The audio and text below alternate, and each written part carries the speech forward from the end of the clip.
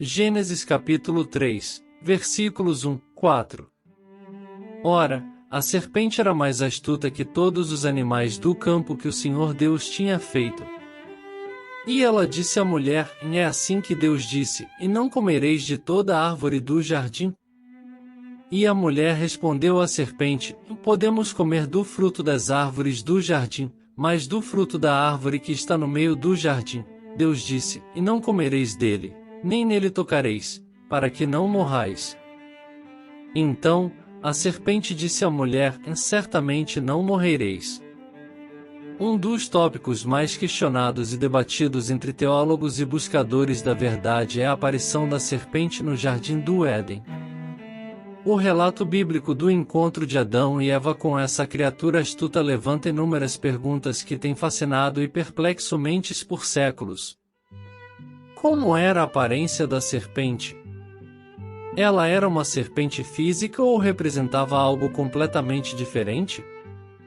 A simples menção da serpente desperta a curiosidade e convida à contemplação sobre seu papel e significado na narrativa bíblica. Ao explorarmos esse assunto intrigante, nos deparamos com uma infinidade de questionamentos.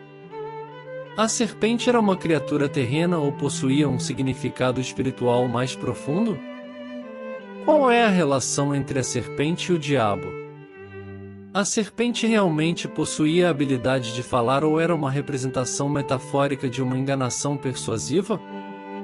Essas perguntas nos desafiam a explorar as dimensões teológicas dessa criatura enigmática, buscando um entendimento mais profundo de seu propósito dentro da narrativa mais ampla do plano de Deus para a humanidade.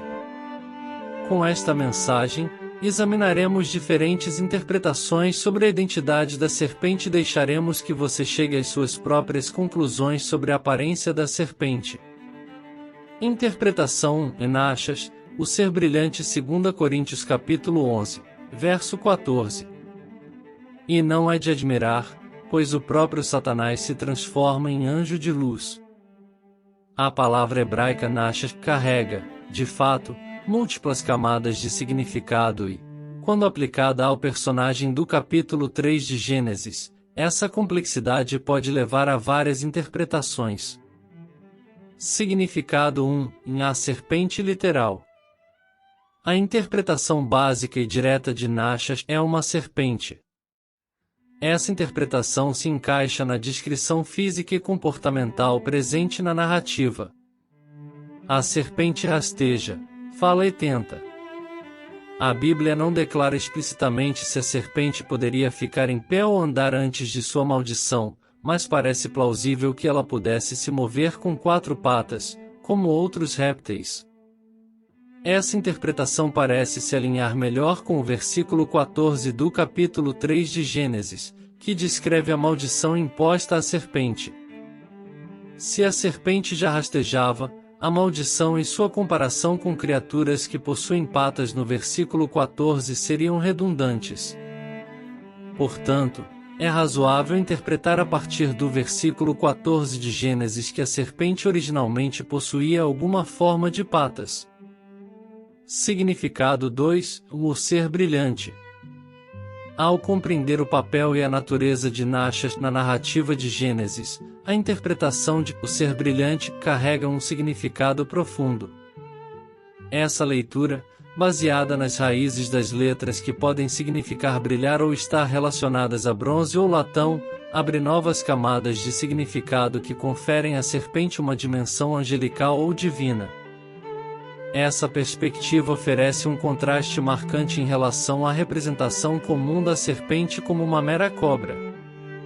Nesse contexto, a serpente não é uma criatura rastejante humilde, mas uma entidade radiante e impressionante, potencialmente uma presença sobrenatural ligada à sabedoria divina, embora associada a uma luz enganadora.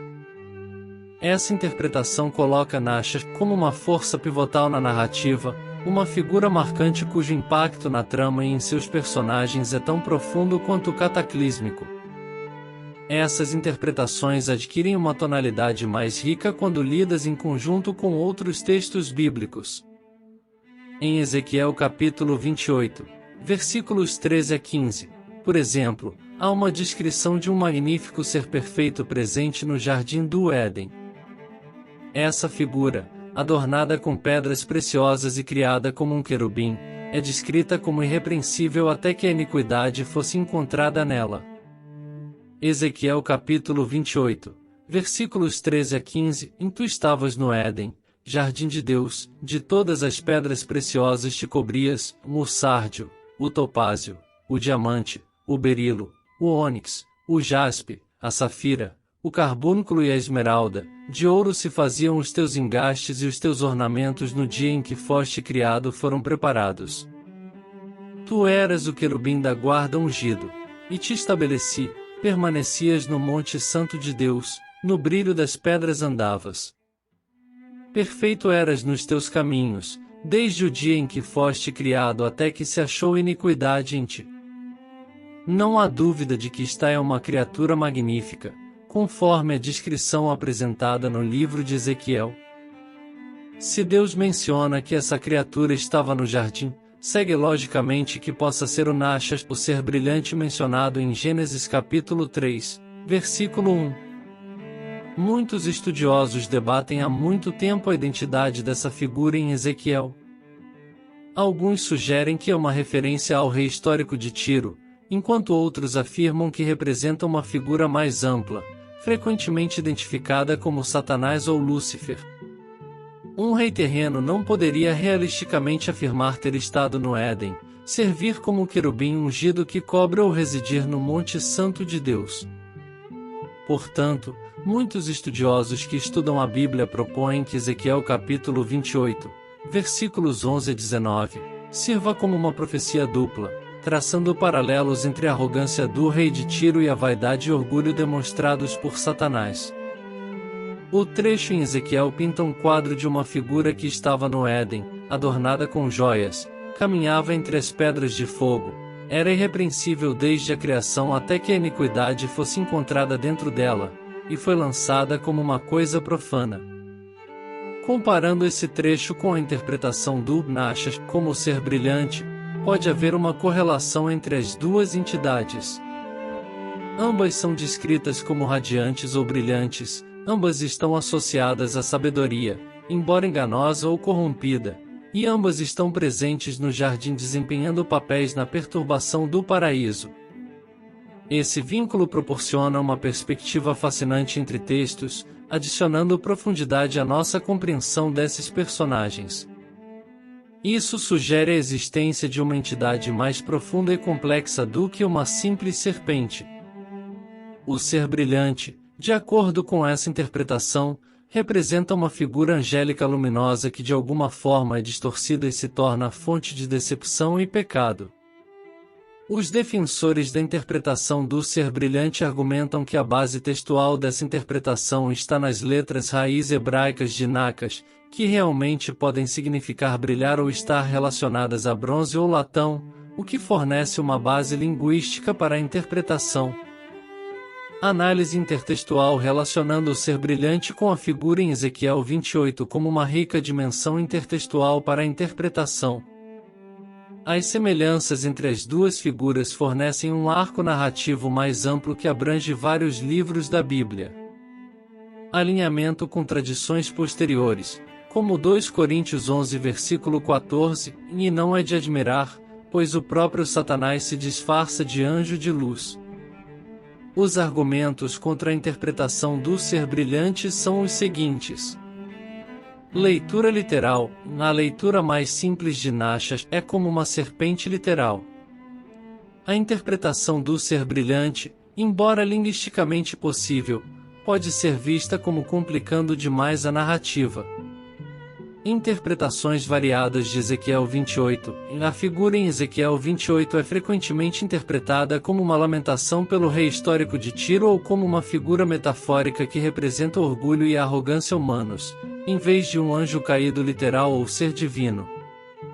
No geral, enquanto a interpretação do ser brilhante oferece uma leitura rica e nuance da narrativa de Gênesis, a interpretação padrão de uma serpente real também é válida.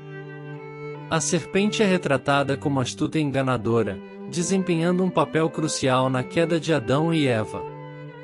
Aqui, a serpente simboliza astúcia e tentação, levando os primeiros seres humanos a se desviarem do comando de Deus. É importante observar que a narrativa de Gênesis sugere que a serpente tinha uma forma mais semelhante a outros animais antes de ser amaldiçoada. A Bíblia não indica diretamente se a serpente ficava de pé ou andava antes da maldição, mas é plausível que ela se movesse com 4 patas, semelhante a outros répteis. Essa noção se alinha bem com a fraseologia de Gênesis 3, versículo 14, onde Deus condena a serpente. A passagem declara: porquanto fizeste isso, maldita serás entre todos os animais domésticos e todos os animais selvagens. Rastejarás sobre o teu ventre e comerás pó todos os dias da tua vida. Essa maldição sugere uma transformação, e se a serpente já rastejava sobre o ventre, a maldição seria redundante. Em vez disso, ela sugere que Satanás de alguma forma tomou controle ou entrou no corpo da serpente para manipular Adão e Eva. Portanto, a figura por trás da serpente é o próprio Satanás, e a serpente serviu apenas como ferramenta ou veículo usado pelo diabo para executar seu plano. Essa interpretação conclui que o tentador era o diabo usando a forma de uma serpente como disfarce. A Bíblia contém casos de seres espirituais usando animais ou assumindo sua forma. Um exemplo notável é encontrado na história de Balaão em Números capítulo 22, versículos 21-35. Nessa narrativa, o jumento de Balaão recebe a capacidade de falar para repreender Balaão quando ele não vê o anjo do Senhor bloqueando seu caminho.